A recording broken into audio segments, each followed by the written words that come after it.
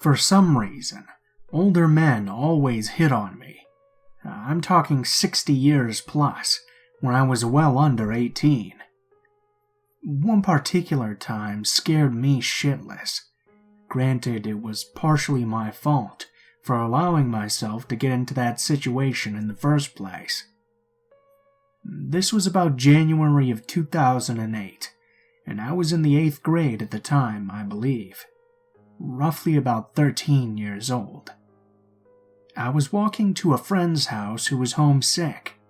I ditched school and was about a fourth of the way there when a truck pulled up beside me.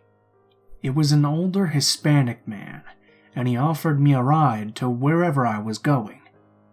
Now, this was a city truck. My father worked for the city, so my puny brain thought maybe he knows my dad. He can't be all that bad. It was also freezing balls and drizzling, and my friend lived quite a ways away. Against every warning I've ever heard or seen about stranger danger, I hopped right on in. We made small talk during the roughly 15-minute drive, but when we began entering near her house, the man steered the conversation toward how he was single. That was when the alarm started going off. I tried giving short answers to end it, and I could feel his eyes raking over me. We were still heading in the right direction, so I internally calmed myself and let him continue talking. As we turned down her street, I pointed out the house and tried to bolt out, but before I could even get off, he placed his hand on my knee and squeezed hard. At this point, my heart was slamming against my chest, and I could feel the strawberry Pop-Tarts I'd eaten for breakfast beginning to come back up. He smiled and looked down at me with the most malicious grin I'd ever seen, and slowly his hand crept up to my thigh. He began to speak. "I've been pretty lonely here. It's nice talking to a pretty girl." Somehow I was able to pull myself from the anxiety-induced paralysis. I cut him off with a loud "thanks for the ride" and jumped out as fast as I could. I sprinted for her front door. I was praying he wouldn't get out of the truck or try calling me back. Thankfully, he peeled off before I could even take a look back over my shoulder. I banged on my friend's door and jumped into her arms when she finally opened it. I never told my mother about what happened. I didn't even mind the grounding I got for ditching. I was terrified to walk anywhere for months after that. I didn't want to see that man ever again. Something in his eyes, the demeanor or voice. I just knew I wasn't safe. I felt what it was like to be prey. I kicked myself a lot for putting myself in that situation, all the way around from skipping school to accepting the ride and getting familiar. I even told him my name and my father's name. I even felt I put my friend in danger because he knew where she lived now. It was a hard and terrifying lesson on the dangers of accepting rides from strangers. I've never accepted a ride since. I've walked miles in the middle of the night during icy 15-degree weather, ignoring motorists offering rides for the fear of a repeat experience.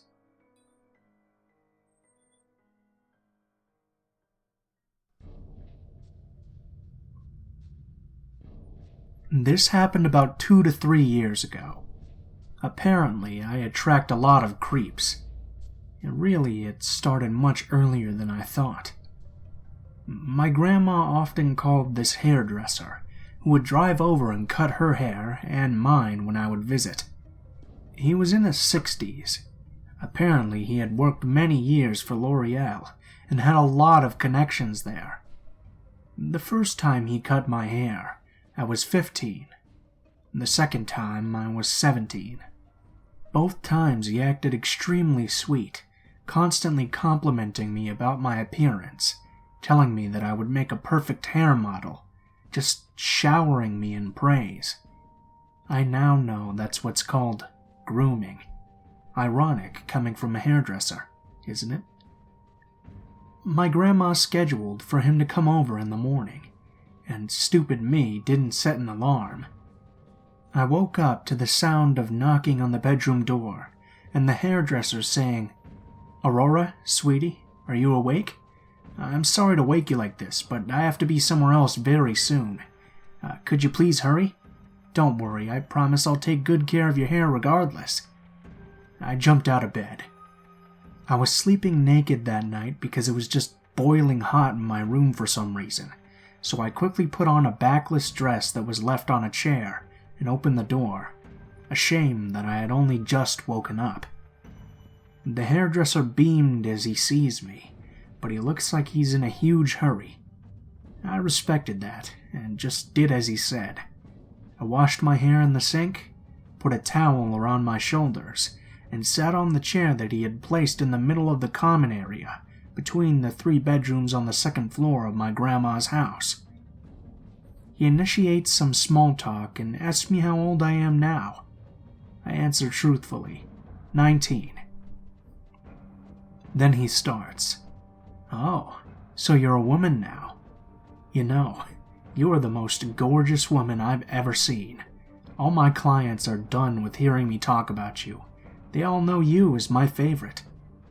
But that's because I can't stop thinking about you, you know? You're always on my mind. Your hair, your face, your kindness. I'm always eagerly waiting for the day when I can finally see you again." And then he drops it. "I'm in love with you." Back then, I thought this was just how he was. He had been that way those other 2 times I met him, and I saw nothing wrong with it at the time. I thought that it was just part of his personality. Haha, he's just being extra. That kind of thing. No. Oh, was I wrong. He continued to tell me over and over that he was in love with me. He said I was the love of his life, and he offered to take me with him in his van for a week, and we'd go on L'Oreal panels, like the L'Oreal Color Trophy, together. That I just had to say the word, and he would take me with him right here, right now. I slowly started panicking. For every 5 "I love yous," I'd give a polite and joking, "I love you too, sir." He'd respond with, "Really? You mean it, right? Because I mean it. I'm very serious. I'm head over heels for you." I understand at this point that this was definitely weird. I'm running the logistics in my head. How can I escape? He's a little chubby. Maybe I can push him and run down the stairs. I left my phone in the bedroom. No time to grab it before I run. What if he chases me? Can I scream for help if he tries anything? No one's even around to hear me. The only person here is my grandma, and she's semi-deaf and in the garden right now. This is a rural area, and the neighbors are all elderly. It's a long way to get to their house. I suddenly felt trapped. Suddenly, he asked me to stand up. Confused, I oblige. He ditches the chair and comes to stand right behind me, cutting some of my hair in the back for a second. He takes off the towel wrapped around my shoulders, and then there's a pause. Then, I feel his shaking hand making contact with my shoulder blade and slowly caressing me all the way to the small of my back, right above where my dress covers the rest. With that, a warm, shaky breath down my neck. I froze. Alarm bells going off in my head. No way. This was not innocent. This was not normal. Not him just being extra. I had to get out of there. But I was frozen in place. I was scared. All I could think was, this can't be real. This can't be happening. He removes his hand and says, "You're so beautiful," as he continues to cut.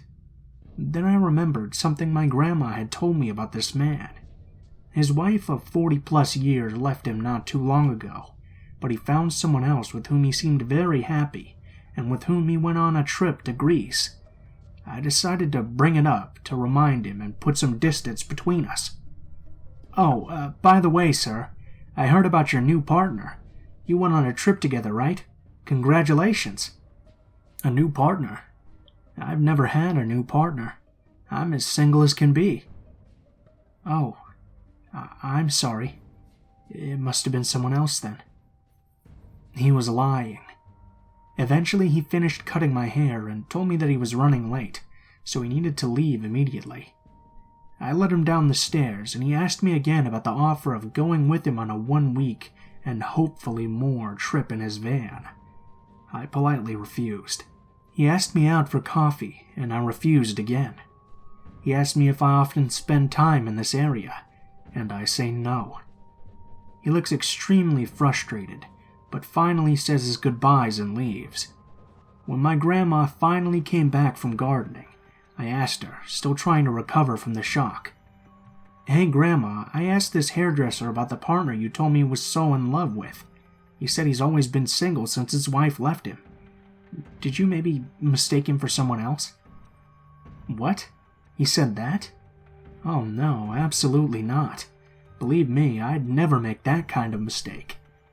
Indeed, I believed her.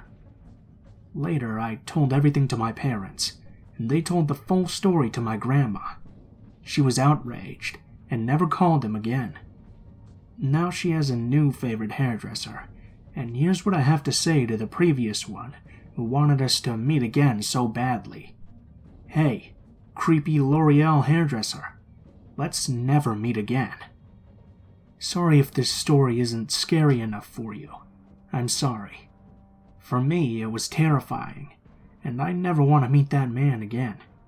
I stayed away from my grandma's house for months because I was scared he would show up again, and this time go further than just literally caressing me and breathing down my neck.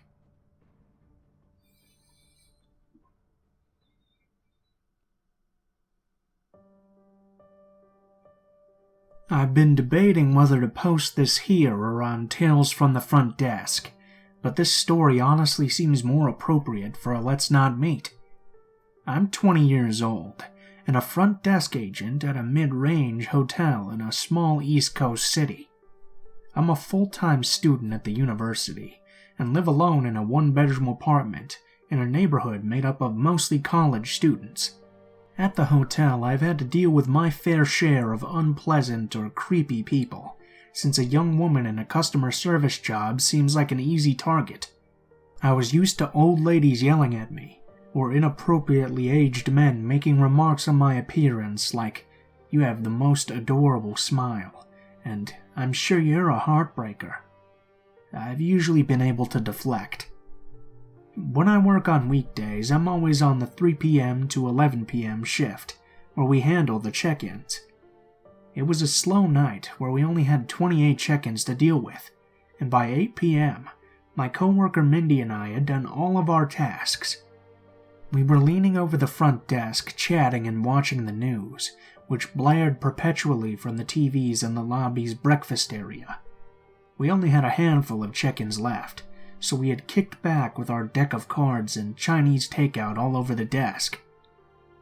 A younger man checked in, and I remember thinking that he was cute-ish, but definitely looked Republican. He had a neat blonde hairstyle and a boyish smile, a weak chin, and he was wearing khakis and a quarter-zip fleece. We had a pretty regular interaction, save for him making a lot of eye contact and smiling, and he went up to his room. About a half an hour later, he came back down and asked us where he could get some alcohol. We pointed him to the convenience store across the street, which had beer and some wine, and he and I joked a little about how it was closing soon, so he had better run there. When he came back, he slid a 40-ounce across the desk toward me. With my customer service smile of vague cluelessness, I asked, "What's this?" "It's for you." He leaned against the desk. Front desk agents have to stand up, so the top tier of the desk was about chest height. When he leaned over, he was right in my face. "Oh, I can't drink right now, but thank you. I think you should be the one enjoying that." He was very insistent. I agreed I would take it a drink after work, and I went into the office and put it with Mindy's stuff. She'd appreciate the free alcohol, but I didn't feel good about drinking a 40 from some too friendly guy. He hung around the desk for a while. Mindy is the type of person that can keep someone talking for hours, even if they don't want to. Her brain just never runs out of content, and she treats everyone like she's known them all for years. This meant that this guy, who I'll call Mr. Hanson, wasn't leaving anytime soon. They were talking about politics, and I heard him throw around some vaguely conservative rhetoric, but I pretended to be engrossed in my homework. He kept glancing over at me and trying to smile, but it was getting really late. My feet hurt, and all I wanted was to be at home in my underwear rolling a spliff with my cats all around me, instead of allowing some weird 35-year-old to think he could flirt. At one point, Mindy had to make a phone call, so he slid down the desk toward me. I looked up with my customer service smile back on. "So, go to a small liberal arts college, do you?" My uniform was short-sleeved, so you could see a couple of tattoos on my arm. I have a nose piercing too, so I assumed that and the music theory homework I was working on informed his guess. "No, I go to the University of the state we're in." The city's main attraction besides its hippies and breweries was my college, a pretty good state school, so it was somewhat surprising he didn't assume I went there instead. He was sizing me up, and I prayed that Mindy would be done with her phone call soon, but it was her long-distance boyfriend. She had wandered into the back office to talk with him. He started talking about his experiences at a southern university, how he was a veteran but got injured so he was living off pension or something, and didn't work and was just touring New England right now. The conversation somehow turned to his love life, but I'm pretty sure I was so spaced out by that point thinking about how I was going to eat at least an entire frozen pizza when I got home, that I didn't pay attention to what he was saying, until it was clear he had asked me a question. "Would you do that?" he asked. "Would I do what?" "Get freaked out because I don't work. A lot of the chicks I date think that's weird." I remember exactly what he said, because I thought it was weird he called girls chicks and how angrily he spat it out. I laughed nervously and said, "I don't know, I don't think so." The hotel was on the smaller side, and I was very aware of the fact that Mindy and I were the only employees in the building right then. He began to ask me probing questions about my love life, along the lines of, "Are you single? No? Well, why do you like him? Would you like him if he moved away? Do you think you'll be with him a long time?" The last question freaked me out, and I wish I had asked him to stop asking me such personal questions like that, but I'm polite to a fault even when I'm not working. I kept smiling and laughing and giving friendly but impersonal answers. "You're very warm," he told me. "Have you ever worked with kids?"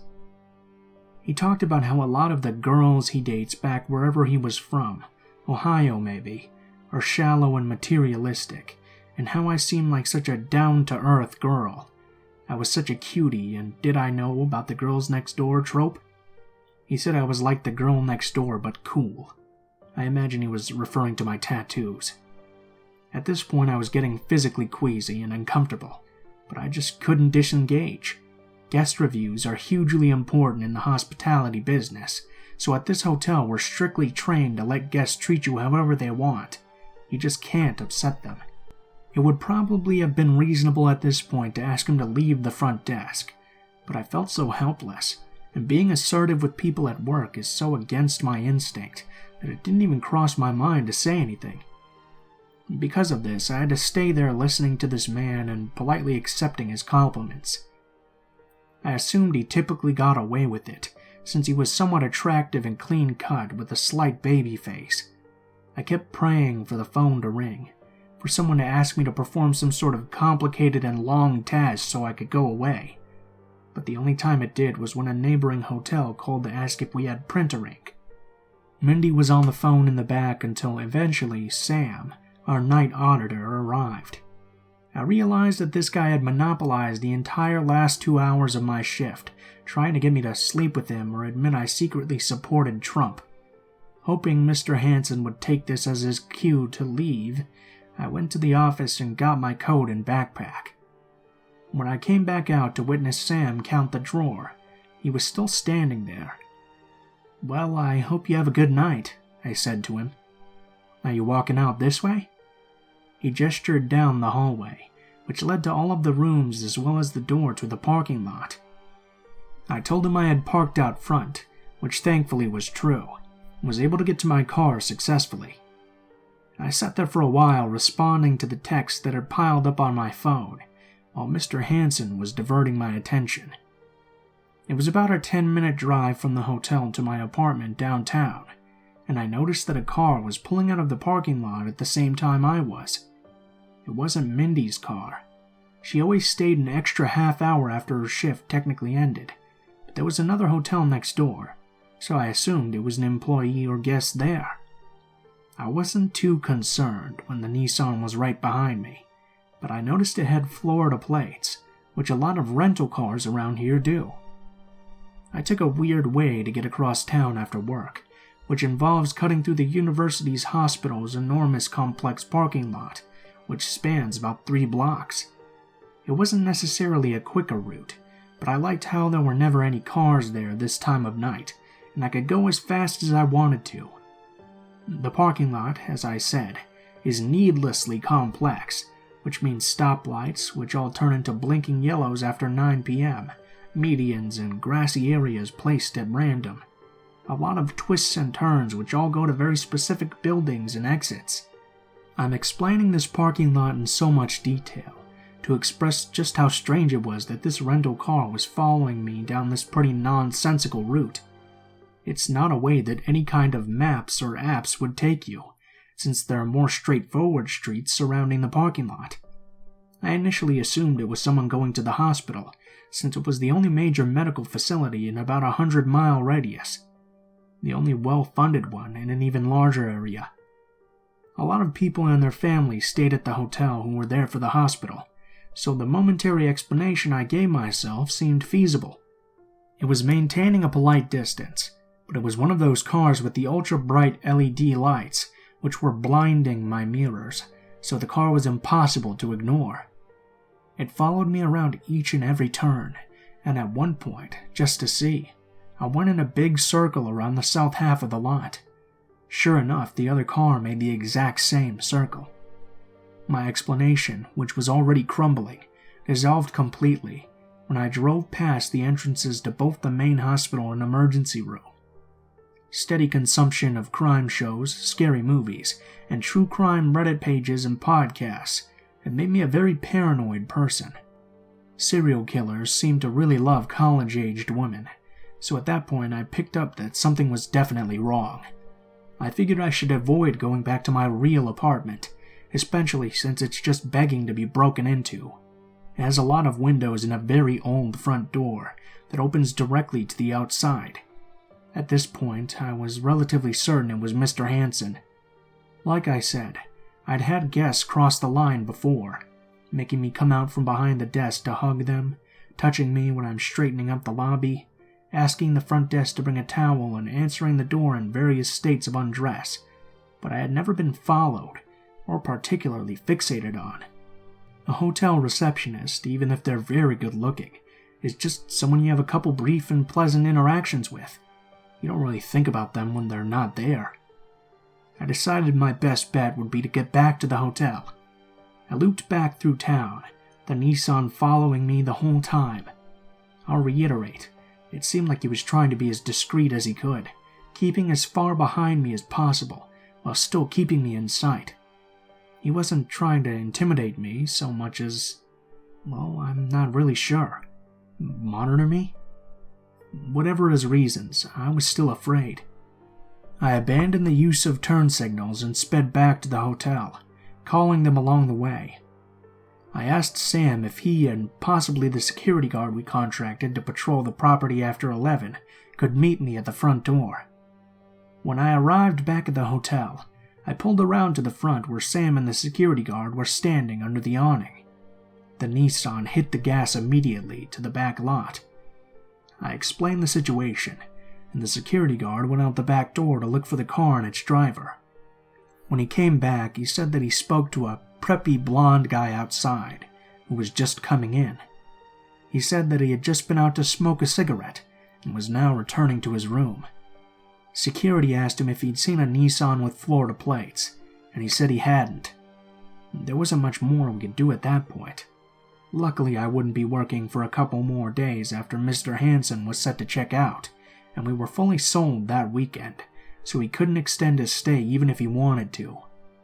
All the guests are asked upon check-in to write down make, model, color, and plate of their vehicle on their registration card. Just to confirm, I pulled out his. Sure enough, a silver Nissan Altima with Florida plates. Here's what he wrote on his TripAdvisor review. Great stay. The room was clean and the breakfast was hot. That's all I can ask for, I guess. The best thing about this hotel brand was the staff, though. Had a lovely time with the two ladies at the front desk. My name, especially. A very sweet girl. Hope I'll be seeing you sooner rather than later. Well, Mr. Hansen, we won't meet again, because my manager put you on the banned list.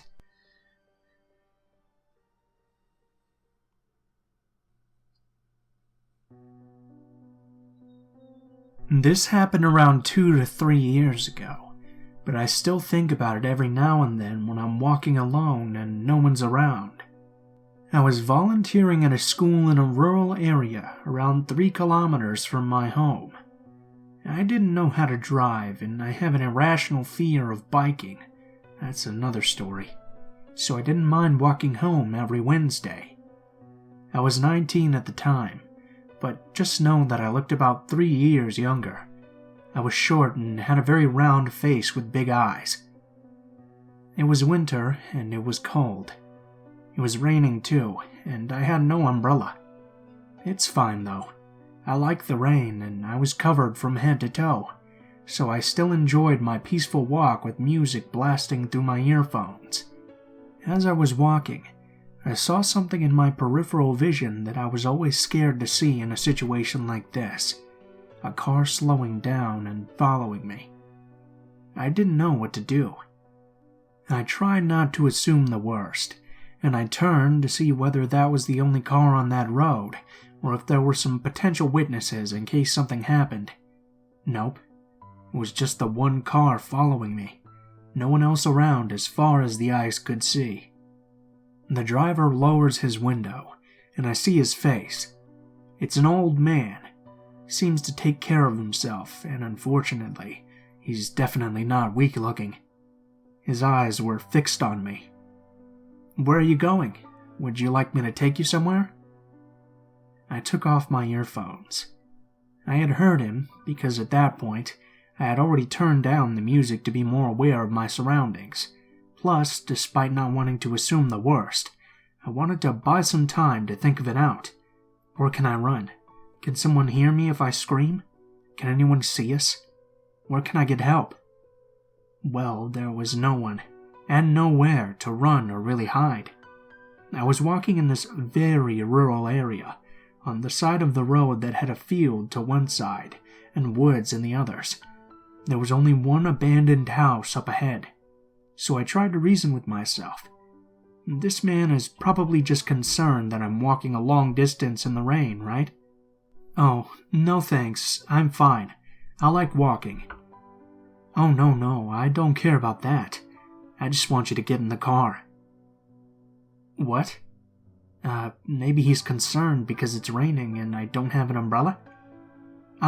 No thanks. I know it's raining, but I like the rain, so I'm okay."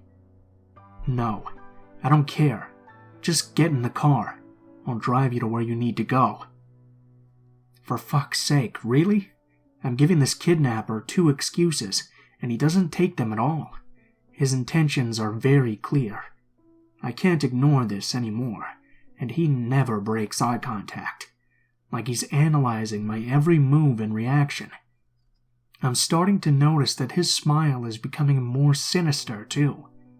Is it just my fear tricking me? This whole time, I was trying to look as friendly and naive as possible, because I didn't want him to realize that he wasn't going to trick me into getting into his car. His only choice would be to use force. Remember, no one can hear me if I scream. "Listen, I just want to talk to you.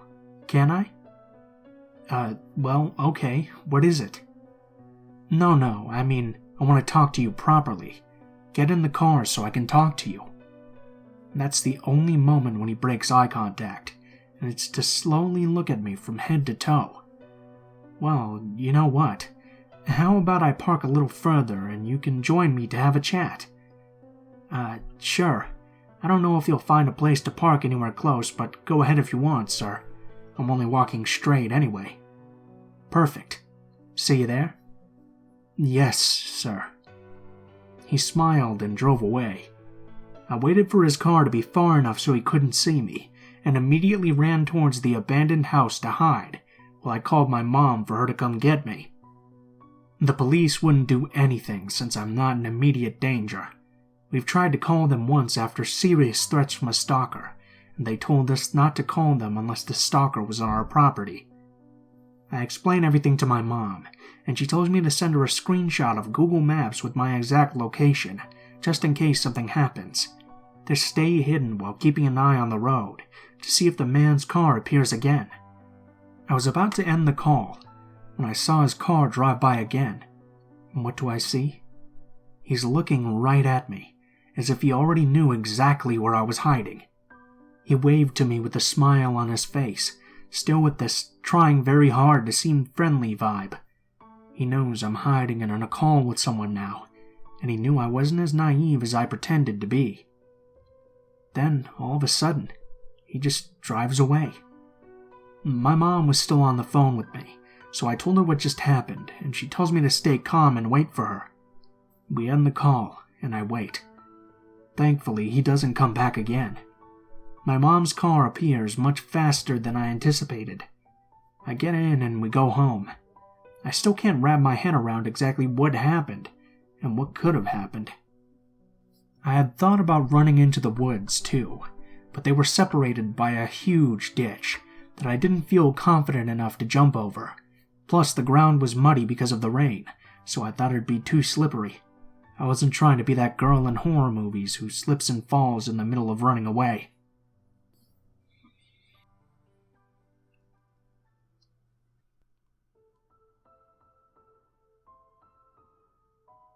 What is up, guys? Blue Spooky here, as always. Thank you guys so much for watching, especially if you made it this far to the end of the video. As always, be sure to let me know what you guys think, and please feel free to like, comment, or subscribe if you feel so inclined. I know some people have also had some problems about videos not appearing in their sub box, so please make sure to hit that little bell if you guys want to always be notified of when my next video comes out. As always, links to all of my social media will be in the description of the video below. You can find links to my Twitter, Gmail, Twitch, and Facebook accounts. So if you guys ever want to talk to me, just go ahead and shoot me a message on any of those, and I'll try to respond to your message as soon as possible. I'm also going to start trying to stream on Twitch a little bit more, so if you guys have notifications on there, you'll be notified right away when I go live. I might also try to do some on YouTube, but I haven't decided yet. I'm still kind of trying to decide what kind of streams I want to do. Anyways, if you guys have a story you would like to send in, or if you have a story you would like to suggest that I read, go ahead and send me a message on any of those links in the description below. If you do decide to send in a story, please be sure to include the title, how you would like to be credited, and any genres that the story might have, if it does have one. If you guys are curious about the music used in this video, go ahead and take a look in the description below as well. I always put all of the music in the order in which it appears in the video, and I also have links to the artists as well. Last but not least, I also have a Patreon if you guys feel like you want to contribute to the channel a little bit. But of course, as always, it is never required, and you will never have to pay for watching any of my videos, so that's just something you do if you feel like it. Thank you guys so much for watching, and please be sure to leave your feedback in the comments below. I hope you guys enjoyed the video, and I hope you guys have a great day. Thank you very much.